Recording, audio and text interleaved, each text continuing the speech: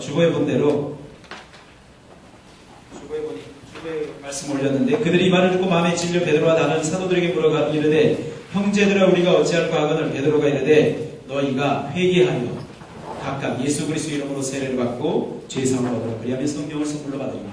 회개해라. 하나님 나 어떻게 살아야 되겠습니까? 전에는 하나님 모를 때는 내 마음대로 살았지만 하나님이 살아계신다고 한다면 하나님 내가 이제 어떻게 살아야 되겠어요? 내가 남은 삶이 한 달 남았는지 1년 남았는지 내가 알지 못하는 이런 인생을 살아가고 있는데 내가 어떻게 살아야 되겠습니까? 어떻게 살아야 되겠습니까? 그럴 때 주님께서 여지없이 우리들에게 도전하십니다.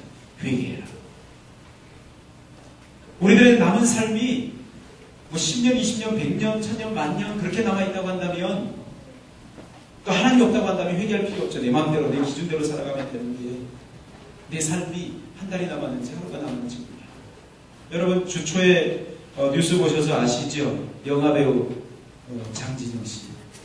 제가 좋아했던 배우가 올해 많이 장진영 씨 그리고 최진실 씨 최진실 씨 죽고 나서는 굉장히 놀랬고 장진영 씨 죽고 나서는 많이 우울해졌습니다. 둘 다 좋아했는데 근데 장진영 씨는 위암 선고 받을 때 벌써 말기였다고 그러죠. 37살이에요. 저거 나이 차이가 얼마나 진짜로요. 37살 위암 선고 받아가지고 죽었어요. 어떻게 살아야 될까? 하나님 내가 어떻게 살아야 되겠습니까? 하나님 내가 살아계신 거 믿고 하나님 나를 사랑한다는 거 믿고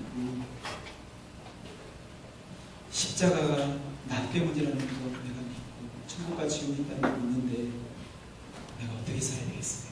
이런 질문들은 우리들이 계속해서 반복해서 하나님 앞에 던져줘야 할 질문입니다. 그럴 때마다 우리 주님께서 여지없이 회개하고 도전하실 것입니다. 회개한다라고 할 때는 회개라는 것은 여러분 이제까지의 나의 삶 뉘우치는 거예요. 오늘 아침에 제가 큐티를 했는데 그 큐티 내용이 어떤 내용이냐면 다윗이 왕이 됐어요. 왕이 돼가지고 다윗이 마음이 너무 기뻐서 사울왕은 하나님 말씀 상관없이 자기 마음대로 자기 고집대로 하다가 비참하게 인생을 마감하잖아요. 그걸 다윗이 잘 알아요. 그래서 다윗이 이제부터 내가 다윗이 늘 그래왔지만 내가 이제부터 하나님 의지하고 정말 하나님 말씀 듣고 하나님의 음성에 귀 기울이고 살아야 되겠다. 그러려면 법궤를 옮겨가야 되겠다. 해서 법궤를 옮겨오는데 블레셋 사람들이 법궤를 옮기듯이 수레를 잘 만들어가지고 법궤는 하나님 어깨에 사람 어깨에 매해서 이렇게 옮겨야 되는데 레이지파 어깨에 매해서 옮겨야 되는데 이 다윗이 블레셋 사람들의 흉내를 내서 좋은 수레를 만들어서 그 수레 위에다가 법궤를 딱 옮겨놨습니다. 그리고 수레를 끌고 이제 법궤를 옮기죠. 다윗은 너무 기뻐가지고 이스라엘 사람들도 너무 기뻐서 하나님의 법궤가 이제 자기 나라로 들어오는 거 너무 기뻐서 법궤 앞에서 덩실덩실 기뻐 춤을 춥니다. 그게 오늘까지 봅니다. 내일은 이제 우사가 수레가 소가 뛰니까 그 수레에 있는 법궤가 움직이니까 우사가 만지다가 죽게 되거든요. 그 보면 불안하죠. 우리들이 볼 때는 야 이거 조금 있으면 이거 사람 한 명 죽는데 그걸 보면서 어떤 생각하냐면 다윗은 그거 모르고 그냥 힘있게 이스라엘 백성들 힘있게 찬양하고 하나님 앞에 춤추고 그랬는데 하나님의 마음은 상해입니다. 하나님의 임재의 상징인 법궤를 송아지 수레에 실어서 이렇게 끌고 가니까 하나님 상한데 이스라엘 백성들은 기뻐 뛰고 있는 다윗 왕도 힘있게 춤을 추고 있고 그걸 보면서 그게 우리들의 모습일 수도 있다 라는 생각을 해봤습니다. 그게 나의 모습일 수도 있다. 하나님의 마음은 우리가 어떤 것들을 정리하기를 원하시는데 회개하기를 원하시는데 버리기를 원하시는데 그거 여전히 내 손에 잡고 내가 하나님 앞에서 기뻐 뛰고 찬양합니다. 하나님의 마음은 이미 상해져 있는데 우리는 하나님의 마음과 상관없이 내가 하나님 앞에 찬양하고 기뻐하고 하나님께서 우리에게 도전하십니다. 회개해라. 정리해라. 버려라. 결단해라. 회개한다라고 할 때는 내 맘대로 살아왔던 나의 삶 이것을 정리하고 하나님이 기뻐하시는 삶을 살아가는 것을 회개하는 것이다. 라고 이렇게 말씀드릴 수 있겠습니다. 그래서 회개라는 건 다른 말로 얘기하면 회개라는 것은 정말 인간다워진 하나님의 형상을 가진 인간다워진 여러분, 우리들이 젊기 때문에 때로는 내 혈기, 내 기준, 내 의지, 내 마음대로 이렇게 내가 전부인 것처럼, 내가 다 아는 것처럼 이렇게 내 마음대로 살아갈 때가 많은데, 그거 내려놓고 하나님 앞에서 정말 하나님, 나는 하나님의 형상으로 지음받은 존재입니다 라고 고백할 수 있어요. 하나님 뜻대로만, 하나님의 말씀대로만 내가 살아가겠습니다. 오늘 찬양 들은 대로 푸른 바람과 꽃은 시들 주의 말씀 영원해 찬양한 대로 주의 말씀만 따라가겠습니다. 블루스로 찬양한 것처럼 온 마음 다해 내가 주님을 따라가겠습니다. 이게 회개예요. 온 마음 다해를 회개죠. 그래서 회개한다라고 할 땐 몇 가지가 있는데, 회개에 세 가지 요소가 있습니다. 한 가지는 생각이고, 생각의 변화, 하나는 감정의 변화고, 하나는 의지의, 목적의 변화다, 이렇게 말씀드릴 수 있습니다. 생각의 변화는 하나님의 말씀을 듣고 보니까 내가 지금 잘못 살아가고 있구나.